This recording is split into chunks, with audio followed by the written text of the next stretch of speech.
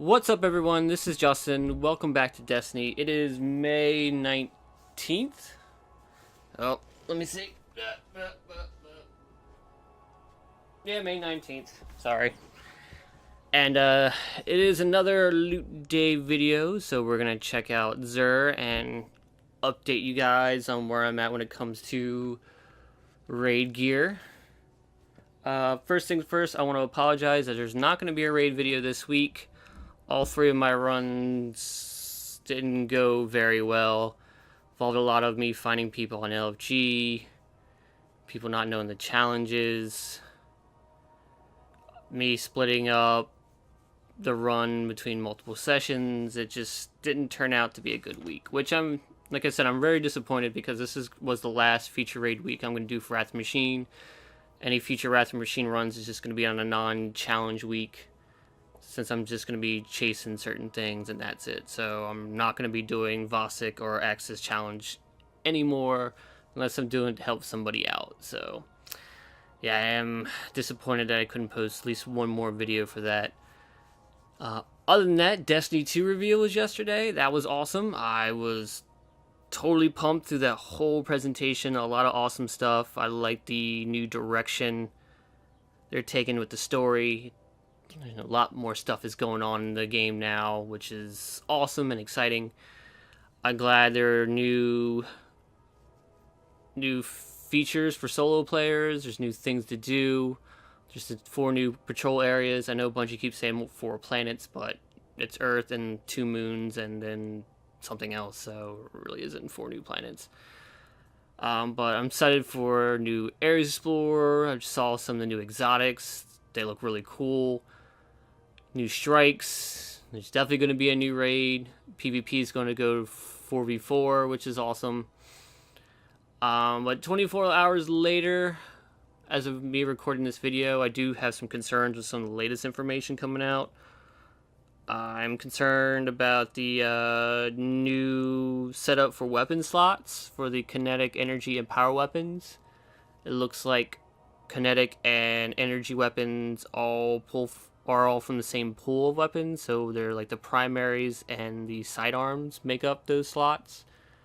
Which, I mean, it's cool if you want to run scout rifle and hand cannon, but everything else is now considered power weapons. So rocket launchers and machine guns, of course, are now in the same group with sniper rifles, shotguns, and fusion rifles, and I think that really limits loadouts for PvE. I mean, it was clearly done for PvP, so to eliminate issues where, I don't know, I just think that was the wrong way to do it for PvP, but Bungie doesn't seem to understand what needs to be, how to fix things when it comes to PvP. So I think PvP will be fine. PvE, though, I am concerned about like DPS and just variety in weapons because of that. So, but that's something that could be possibly proven wrong over the course of the summer. A little disappointed that PC version is not coming out the same day as PlayStation 4 and Xbox One. I think that's disappointing. Looks like dedicated servers are not going to be a thing for all 3 versions, so that's also disappointing. I was hoping for built-in LFG, which we're kind of getting, but not really. You can join up with like clans to raid or do activities, but it doesn't seem like you can create a group or anything like that. And the PC version's uncapped frame rate is awesome. It is a super smart idea. But to see that the other versions are locked at 30 is kind of disappointing. Except for Scorpio. We really don't know what Scorpio is going to be. But PlayStation 4 Pro is only going to offer 4K as an option and not do like 1080p 60 frames, which I think is a mistake. So, but there's a lot of summer left, so, and we're going to talk about that probably on our podcast, which is scheduled for next week. So I'm sure we'll get into a bigger discussion about Destiny 2 and what we feel about the game as of right now, or see what other news comes out within next week. So, but let's get on to we're on loot. As you can see, I got Wildfire this week, so that is awesome. So I have the last raid shader. I think I mentioned Time Glass.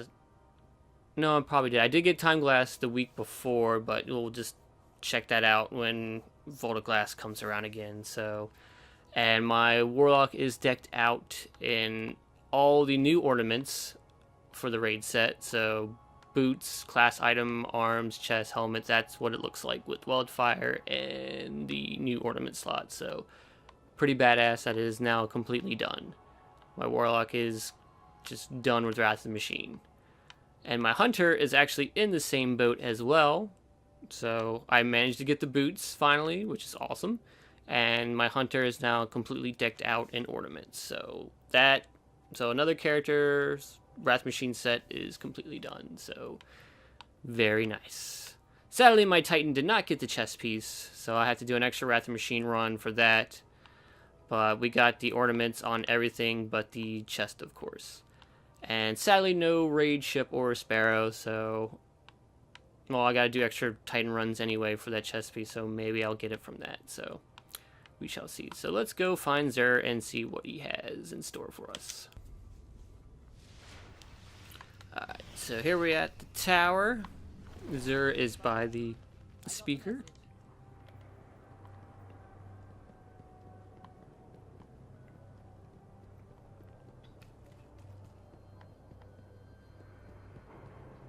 Actually, the door is across from the speaker. Or no. Oh no, he's over here. Never mind.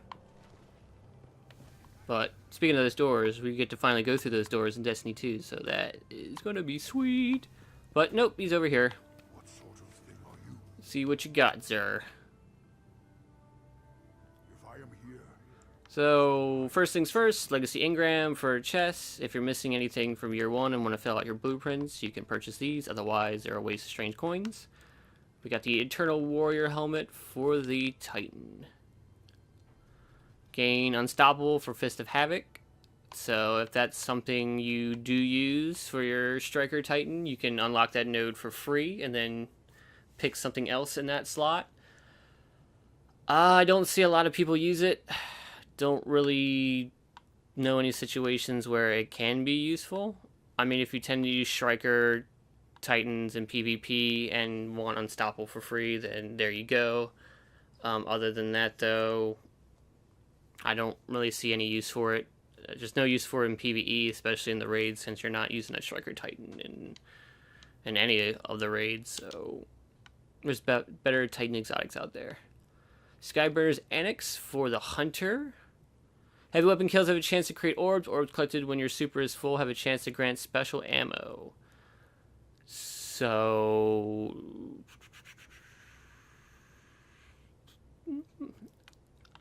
Don't really see much of a use for that one either. I mean, PvP, you only get the heavy ammo like once per round. So you're not really getting a lot of heavy weapon kills. So for those orb pickups. PvE. I mean, situations that would use a sniper rifle, I can see that. But no. I don't really see, like, there's better exotics for hunters, so, like, Bone, Celestial Nighthawk. Yeah, I'm gonna have to say pass on that too, unless you're collecting it. Then Heart of the Praxifier. For you Sunsingers out there, further decreases all ability cooldowns while Radiance is active, greatly increase agility. So, if you tend to run Sunsinger, this will further decrease the ability cooldowns while your Radiance is active. Definitely useful in PvP if you run Sunsinger. PvE, not really, since you're only using Sunsinger. When it comes to raids, you're only using Sunsinger to resurrect yourself. So basically, it's just you staying alive. So, I mean, yeah, sure, you can do that, but I think there's other useful exotics when it comes to raids, so if you just main Sunsinger all the time, then sure, but I really don't see the need for it anymore. It was great year 1, but right now I'm just kind of like, eh. It's kind of eh. So, but, I mean, they all are used for a particular situations. So if you find yourself in those situations, then sure. Otherwise, I feel like the exotic slots are better used elsewhere. So our weapon is the Bad Juju Pulse Rifle. So full auto, this weapon can be fired in full auto mode, so just holding on the trigger will make things happen. Has hip fire, this weapon has bonus accuracy while firing from the hip. And then String of Curses, after each kill this weapon will reload instantly, increase damage for short time. Kills will help charge your super. This weapon is a lot of fun to use. Basically, depending on when you jumped in Destiny, you might have heard like Warlocks with that Juju Obsidian Mind. Like, it's ridiculous how quickly you can charge your Nova Bomb with that combination. And it was very viable in PvP at the time. I think it's still pretty viable now. But it's, a lot of people use it for getting their super backs quickly. And like I said, every kill, the weapon will reload instantly, so it just pulls right from your reserve, so no reloading if you're dealing with a lot of mobs. So I don't know too many situations in the raids that's useful. Maybe in the Abyss, but I think there's other primaries that are more useful. I think you want more stuff with like more impact, like scout rifles or pulse rifles, if it came down to it for boss DPS, if you didn't have any special or heavy. PvP though, it's definitely a lot of fun to use. Not top tier or what the meta is, but you would have a good time using Bad Juju in PvP. So fun weapon to use, but not gonna change your survivability or your KD really in PvP. So, but I would definitely pick it up. It is a fun weapon. It is fun to play around with, and just throw supers nonstop. So when it comes to bundles, we have the Mida multi-tool with the Arctic Survivalist. I've talked about Mida at least once in the past during these videos. Mida is an excellent scout rifle. It is probably the best scout rifle. It is fun to use. I think you get that bonus agility. It is definitely up there for PvP. Not too many situations to use it in raids, since your exotic slot is better use elsewhere for either black spindle or like heavy. But it is an awesome scout rifle. I would definitely pick it up if you have strange coins and silver dust. And then Red Death, I definitely talked about that. It's a pulse rifle that will kickstart your health regen. So I think it's like any kill will do it. So like it's an awesome pulse rifle. It's very fun to use without the perks, and the perks are useful in situations where you're gonna take a lot of damage, or for instance Crota, where your health does not regen without the chalice. So it will kickstart your health and armor regen after every kill. So yeah, both really awesome weapons. Both are fun for PvP. Mida especially, like, one of the best weapons for PvP. Not so much for the raids though, except for Red Death is used for Crota, but with the Chalice of Light you don't even need Red Death really. So I would definitely pick those up if you have the coin and the dust. So all three weapons are great this week, but Mida being the best one. So, and then of course we have the Plasma Drive and Void Drive if you're collecting sparrows for your book. Heavy Ammo Synth if you need more heavy ammo for the raids. 3 of Coins to get that chance for an exotic engram drop from killing ultras. Glass Needles if you want to reroll any exotic piece of armor to try to get tier 12. And then you got extra motes of light and exotic shards if you need them. So, but I already had all the weapons for Wrath Machine, but we didn't talk about Outbreak Prime at all, which is technically the raid weapon. So it has corruption spreads. Enemies that take repeated hits from this weapon spawn Siva nanites and attack other enemies. Fallen take extra damage. So you get that bonus damage for Fallen perk, and it kind of acts like Gallahorn, which I am going to just show you off in a few moments. So you have these extra like splicer like nanites just flying around and killing other enemies. It has outlaw, so precision kills with this weapon dramatically increase reload speed, which is amazing. And virulence.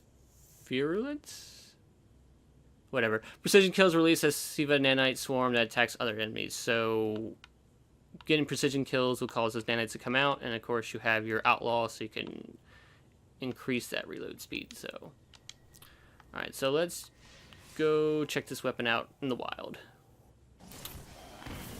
All right, so here we are in the rocket yard.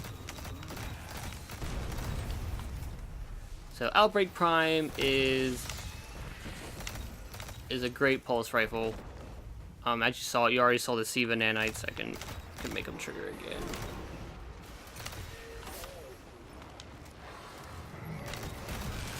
So there you go. So those red things right there are the Siva nanites, and they will go and attack other enemies. Now, of course, it doesn't work on every precision kill. You basically, when the gun starts glowing like that, the Siva nanites are ready to fly. So you can get them on. So they definitely come out for headshots. And I think they also work on body shots too. Let's see if we get this gun to charge up again. There we go. And they also will come out on body shots too. But you want to go for those headshots, of course, because you got Outlaw, so you can quickly reload this bad boy. So this is technically the Wrath Machine Raid Exotic. It is a fun quest line, but it is definitely involved, and you definitely need a team kind of dedicated to it. Because to start the quest line, you got to do the monitor puzzle in the Wrath Machine, which does require 6 people to do it. And involves a lot of binary code, so you're going to be using apps to turn binary codes into actual numbers. So it is a very involved process just to start the quest. So just getting that to happen is going to be hard to do, because not a lot of people are currently looking to get Outbreak Prime. They either have it or just don't want to bother with it, because it's, like I said, that the process of getting all the monitors in the Wrath Machine raid is very involved and kind of time consuming if people are not doing what they're supposed to be doing. Then the actual quest line, for the most part, is fun. The only thing is, just like even starting the quest, it does take some preparation, because you got to be in a fire team of 3, and each player has to be a different class. So you have to have a hunter, a warlock, and a titan. And I don't think you need that for all of it. I think you only need it for the math parts. There's actually math problems you have to solve together to get to the next step. But I think the rest of it is stuff you can do. I know some of it you can do by yourself. So I don't have the actual quest line in front of me, so I don't know which parts you definitely need 3 people or not. But involves, doing the Nightfall, doing Archon's Forge, I think running Strikes, doing some Crucible. You do have to run the raid again, so expect to run the raid twice. 1 to start the quest line, and 2 to get, I think it's like the second to last step. You need to run the raid again and kill the bosses, So it is a fun quest line, but it's very involved, so if you don't have friends to do it, it might be tough to get at this point. Now, I think I already told this story in our podcast. When I got Outbreak Prime, it was actually the night it was discovered. So I think it was Dato's group finally figured out the puzzle in the Wrath Machine to start the quest. So that night when that was figured out, I was running the raid with my hunter. So that was my second run for the week. And then somebody jumped in our chat saying that somebody figured it out. Like Dato and his group figured out how to do the monitors and start the Outbreak Prime quest line. So sure enough, we switched to our other characters, which that was my 3rd character, which was my Titan, to do that quest line. And this all started like when we ran the raid with my hunter. That was like 9 o'clock at night. So right after the raid, we quickly switched to another character to do it all over again. We got a group together, and we ran the raid again. And then after we got the quest line, we saw that you need to have a fire team of a warlock, a hunter, and a titan. Which I was on my titan, and two of my friends that I raid with and played Destiny, Google and VG, one was a hunter and one was a warlock. So like it was like basically perfectly set up. Like it was like, we need to do this now because we're all here, so let's knock this out. And we really didn't have any idea like what steps they were. Like, I think it was slowly coming out as the night went on, but we really didn't know what it entailed going into it. So there was the math problems, of course. There's doing all the different activities, which for the most part were all easy. We just did them together, just knocked it all out. But I think it was like 5 in the morning, maybe 6 in the morning, when we got to the part where we had to run the raid again for the quest. And at that point, we're like super tired. We've been playing the game non-stop since like 9 the previous night. And that was probably the best run of Wrath Machine we ever had, because we didn't care. We were super tired. And it was just unbelievable we had to run. That would be like the 3rd time we ran the raid that night. So, and that was probably our quickest run. It was definitely under an hour, which is surprising because none of us really gave a shit anymore. We're just like, let's just get this done, and just all of us are laughing hysterically at the fact we're running the raid yet again. And then after that, I think there was one more math problem you had to do, which again, we're all super tired at this point. And we're sitting there trying to do math while like half asleep. And then we got it. We've solved it, and we got our Outbreak Prime. And it was probably, actually it might be like the best night of Destiny I've ever had. Just doing this quest line, having a ball, laughing, slowly getting tired, and just hysterical of like all the shit we had to do, especially running the raid again. And I was basically didn't go to bed till like 11 because, you know, after we got Outbreak Prime, we had to go use it. So we went into the Crucible, we did strikes, we actually just played more activities just to test out this gun that we spent all night trying to get.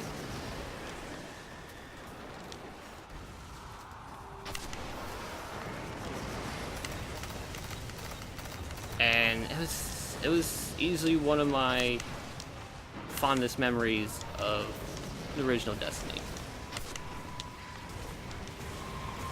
Which actually, Wrath Machine was the first blind raid run that I've ever done, so you'll figure that the last raid gave me 2 amazing memories to look back upon. After spending 3 years of trying to get people to consistently run the raid with me and do these activities and get gear and all that fun stuff, so I'm gonna die. I'm probably gonna die. So, but yeah, I mean, I guess I do have a little soft spot for Outbreak Prime because it gave me one of my best memories of Destiny. So, but it is an awesome weapon. You can use it in PvP, you can use it in PvE. It really doesn't excel in either one of those. It's just a fun weapon to use. And you can definitely hold your own. It's just raid-wise. I know people say you can use it for Vosic, but I would rather use a Sleeper or Ex Machina instead.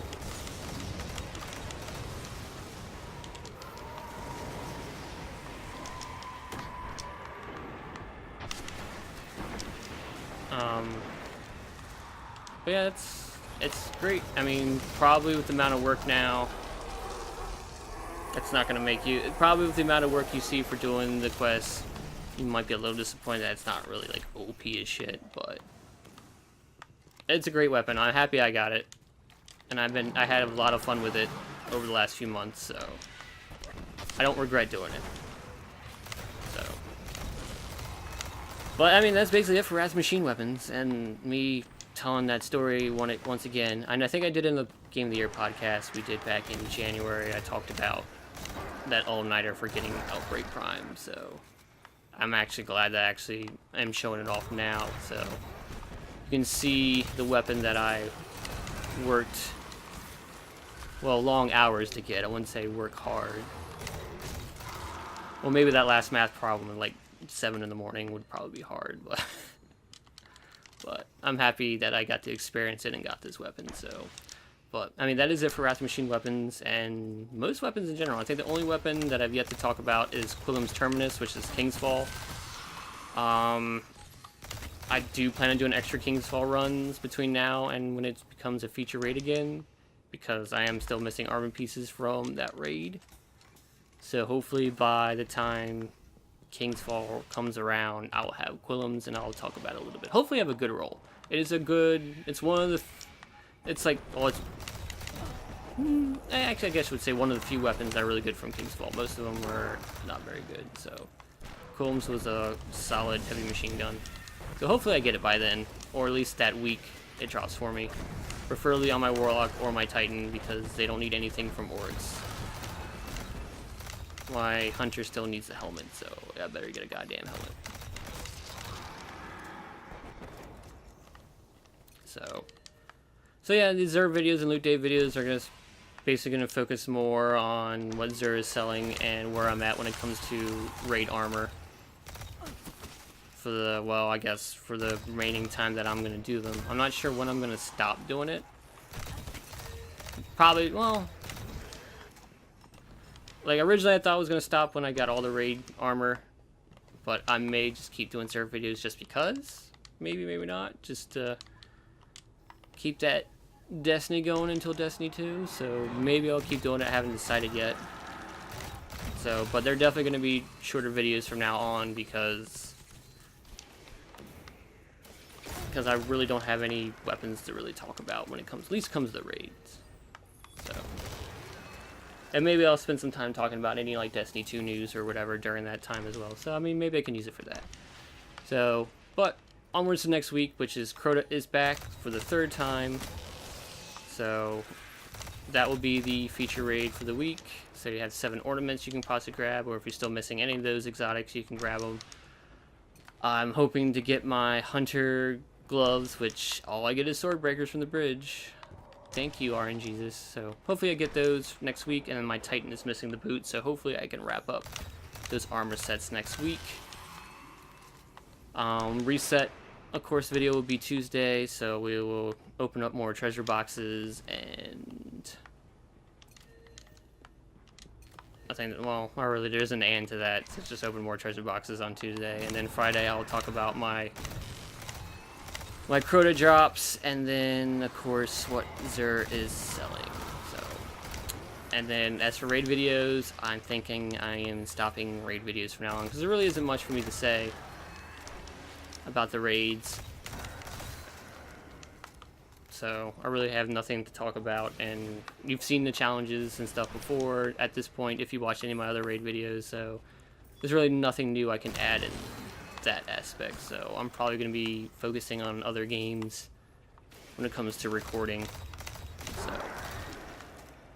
So yeah, definitely Reset video and Loot Day, Xur Day next Friday. Reset being Tuesday. So, but that's it. So, thank you guys for watching. I hope you enjoyed the video. There's definitely going to be more Destiny content on the way. As I said, I'm doing those videos next week. And of course, I will be doing Destiny 2 when that drops in September. And that should be on Twitch at that point. So I'll be streaming Destiny 2 when that finally drops. So, but yeah, no ETA yet on when I am switching to Twitch quite yet. So, but since, well, even if I'm not there, you can still check out the other bench members streaming. So Joe and Jim been doing stuff. Leroy's been doing Kentucky Route Zero. Joe has been focusing mostly on Battlegrounds as of late. So if that's something you're interested in, definitely check that out. I've been having a lot of fun watching them play Battlegrounds when they're on. So definitely check us out on Twitch and subscribe to us. So we're really enjoying our streaming and talking about video games. So we definitely want to share our experiences and us playing games with everyone. And if you haven't yet, please like and subscribe us on YouTube. Show us that love, and then we will continue to post fun videos about the games that we play and other random shit. So, but nope, that's it for this week. So I will catch you guys next week for more Destiny.